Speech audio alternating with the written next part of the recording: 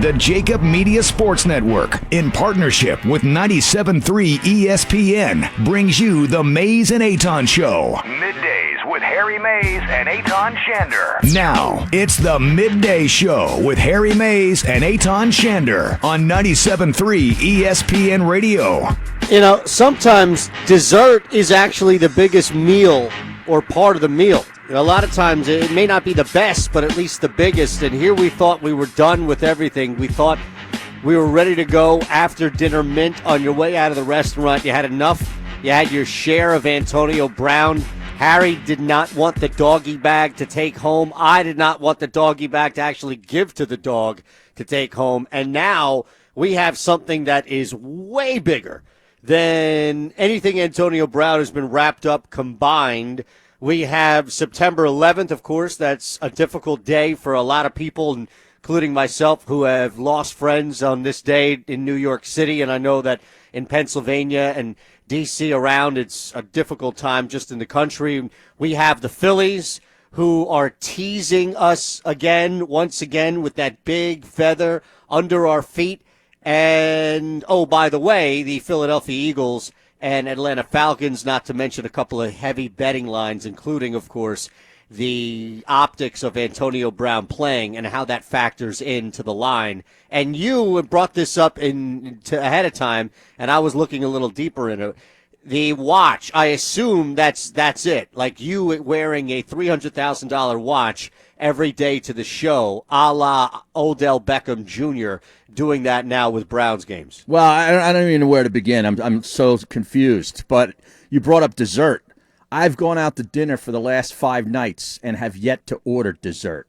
I don't do the dessert thing, okay? But I did take a doggy bag from breakfast today because the bacon was so damn good at this place that I ordered on the side of my sausage and cheese omelet with bacon on the side. I brought the bacon home. How about that? What are you confused about? No, I don't know, man. You're starting talking about dessert. Well, you lost me at dessert, and then you go into the Phillies, and then you go into the Odell Beckham's cheesy watch, which I wouldn't put on my wrist for a minute, much less wear it in a football game. $300,000 It's watch? not $300,000 anyway. It's $189,000. Well, the first one, right? The first no. The first report was that it was $350. Then it went down to $250, and then the value dropped to $189. And oh, by the way, it's plastic.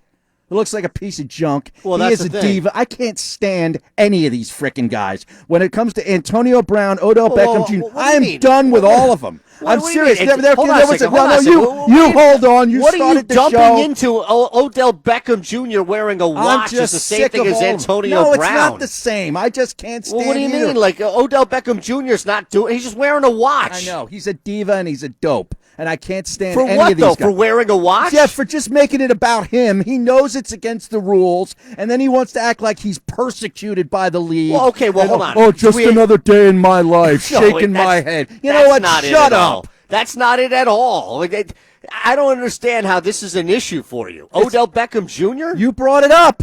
Well, I know. Talk about it. It's a topic. I'm just sick of both of these guys. I'm sick of all these diva wide receivers that all want to make it about them, whether it's good news or bad news. Okay, so you're sick of Deshaun Jackson, right? No, he's not. He's actually changed. Get the hell out of here. What has he done? He's a diva. What are you talking about? Well, there's diva, and then there's getting in trouble and trying to circumvent the league, and also getting in trouble for a watch. Yeah, yes, it's against the rules, man. Okay, it's a watch. I mean, really, this. You know why this is? It's his watch. Who cares if it breaks? If I'm a defender, I'm going to try to break it. I'm going to step on it. I'll step on it. It's the same thing as anybody wearing a big chain. You got guys wearing gigantic chains under their pads that are worth the same, if not double this. Yeah, I don't. But the fact that it's coming out about how much it's worth is even more of what makes him a douche. It's coming out how much it's worth because of him. It's the same thing as. And then he wants to know to how much act like money's on people Deshaun Jackson every time he slides up every week. I don't care. Why? Because he's an Eagle? No, because he's not making this. He's not trying to defy the league. You know that there's a rule where you can't wear certain things. Okay, and he's trying to make this circumvent it by saying it's plastic. You mean to tell me he's wearing $189,000 worth of plastic around his wrist? Maybe This guy it's is like an one of idiot. those. Maybe he's got one of those otter boxes. I'm just sick you of know? all these guys, and I don't want any of them on my team. Well, you got one on your team, No. and I think it's hypocritical to No. say you're sick of all these guys when there's one right here. Well, the next, Deshaun if Jackson he does is the something ultimate, like I this, did my job. if he does something like this, then I'll torch him too. But okay? hold on a second. Your definition of a diva is just the fact that he's trying to circumvent the league with No, it's equipment? just the latest thing. This guy has had a litany of And just Deshaun drama. hasn't? Not recently.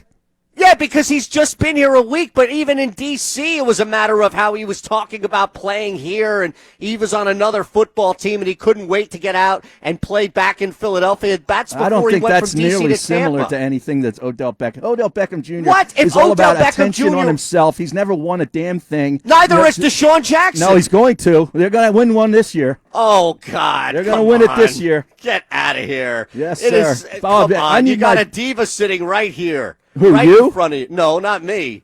I'm trying to grind. I'm Oh, yeah. bulldogging, Yeah, brother. you're bulldogging? Is that right, brother? I'll tell you what, brother. I'm out here bulldogging, man.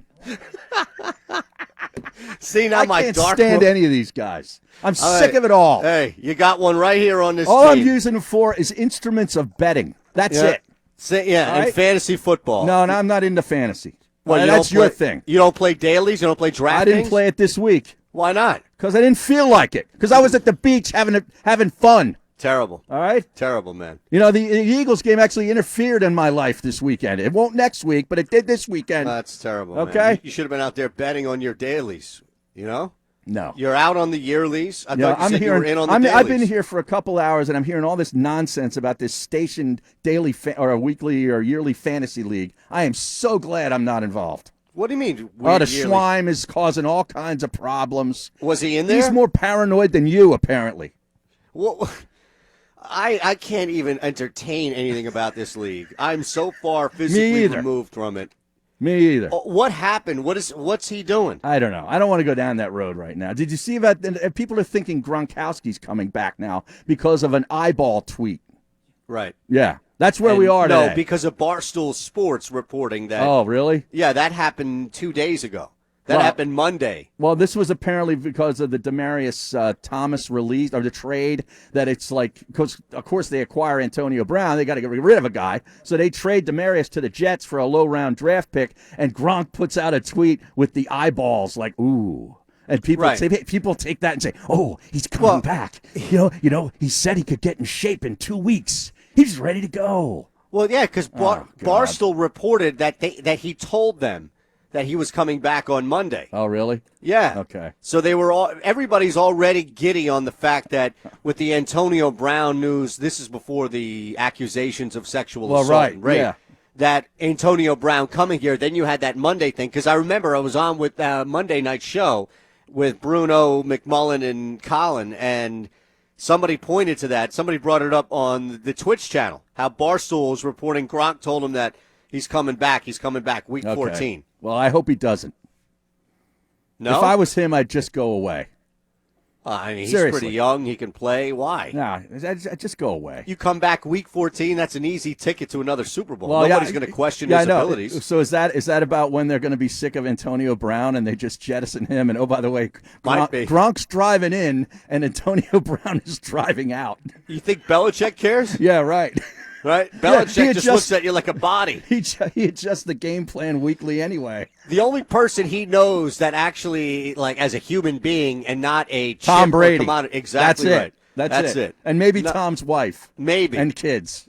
Yeah, probably the kids. Yeah. He's probably got that weird relationship where he knows everything about Tom and doesn't know anybody else. Like that. Right. That's the real life. You wonder where Chip Kelly got it from Bill Belichick, but nobody's going to say anything because they're scared to death of never being able to play in the Patriots or getting cut out of that instant paycheck. Well, one wins and the other one doesn't.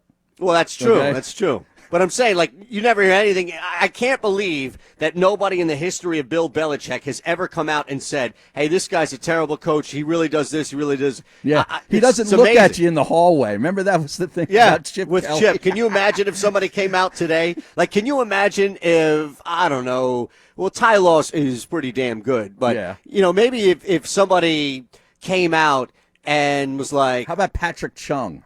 That's a good one. Now that he's in well, trouble, he just got too. popped for cocaine. I know. So maybe he has an axe to grind. Yeah, that's true, but that's how it would be looked at, though, right? Yeah, I know. Who else would it be? I think of somebody that left there, not on bad terms, but really wasn't a big-time player, but maybe you could think would say something.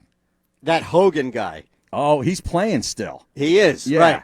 So he comes out and says something about, I walk past this guy 4 times a week. And I'm a lacrosse guy. He should really love me. Right. Because Belichick loves lacrosse, right? Exactly right. He wouldn't even look at me. He doesn't even know my name. He couldn't pick me out of a lineup. Right.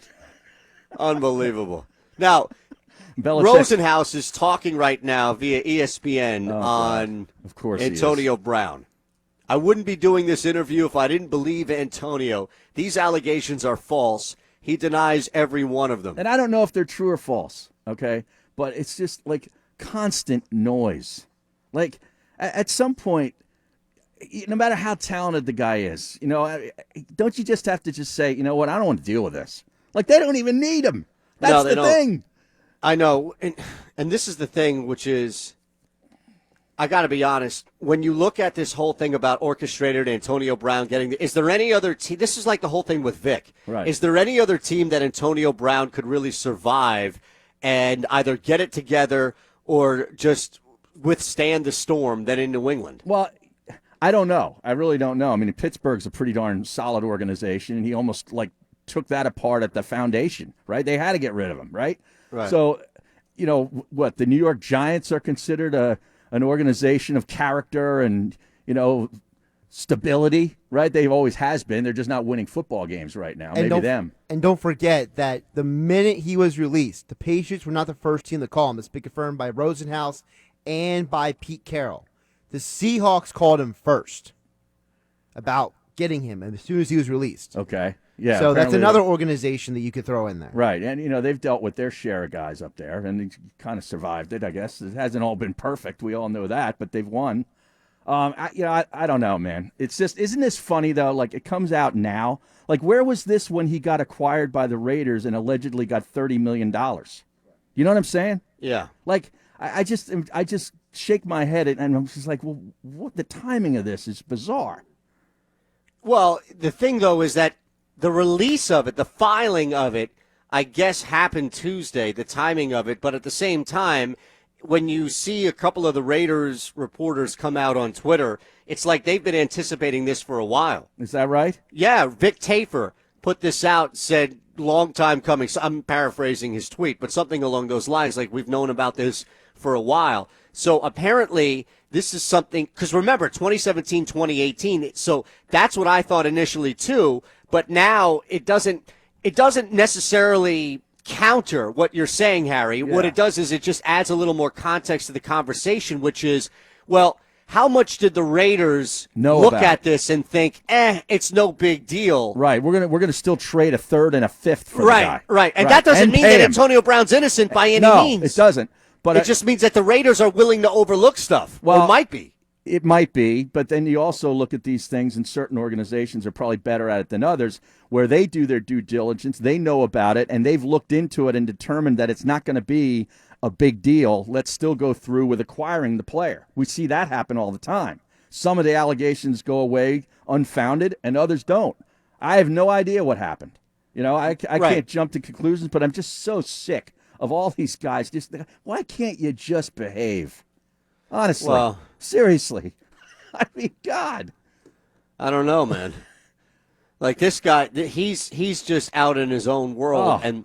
And this stuff, though, I mean, if you look at it, this is something completely different from 2 to 3 years ago, as opposed to now they're promising a countersuit. Well, it's a civil action right now, right? Right. Which could develop into a criminal action, depending on what they find, preponderance of evidence, all of it becomes material, and then they're like, Correct. hey, we got enough for a case here. Correct. And don't forget, a lot of times the reason why, and not to get too legalese on everybody, but one of the reasons why a lot of civil cases become civil cases and not justice system is because the individual either brought evidence to the police were like, we can't do anything don't have with enough. this. Right. Or the police themselves deem the person who's accusing said Not defendant worthy, not Not credible. credible. Right. So right. we don't know the details from the police side because they're never going to talk. We're never going to hear some police department in whatever town it is come out and say, well, we spoke to her. Now, what we do know is that she's willing to talk to the NFL,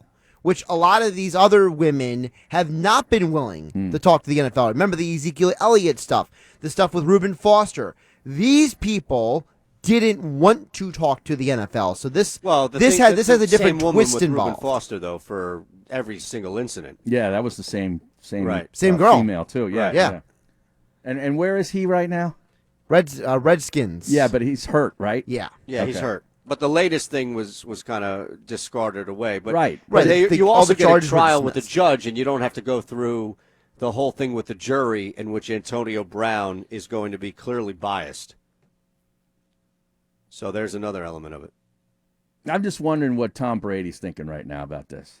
You know, like, Tom Brady, what about Giselle? He's staying in their house. well, I know that's what I'm saying. He offered up his home to this dude, right? Well, do we know if he's taken that offer I up? don't know. That I don't know. That But has not been confirmed or denied. That's what I'm saying. So I don't know yet. I mean, I'd like to see some sort of Big Brother cam, like that type of show Yeah, cam wouldn't you? in there in that house first. that's better before- than Hard Knocks, isn't it? Oh my God! Well, anything's better than Hard Knocks. I mean, Brady Cam. That is Yes. way better than Hard Knocks. Giselle Cam, get it right. That's Well, way better than anything. That's kind of an assumed part of it, isn't it? I don't care about Brady as much as Giselle, and let's be honest. I don't know.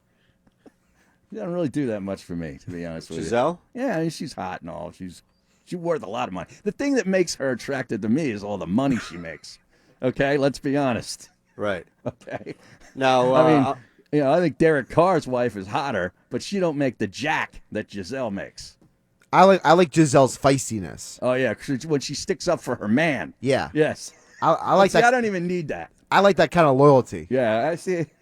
Loyalty. Listen to you. He can't throw and catch himself. Remember that in that elevator? She was going down the elevator from the suites after a Super Bowl. I think, Screaming about just it. yelling. It was insane. It was great.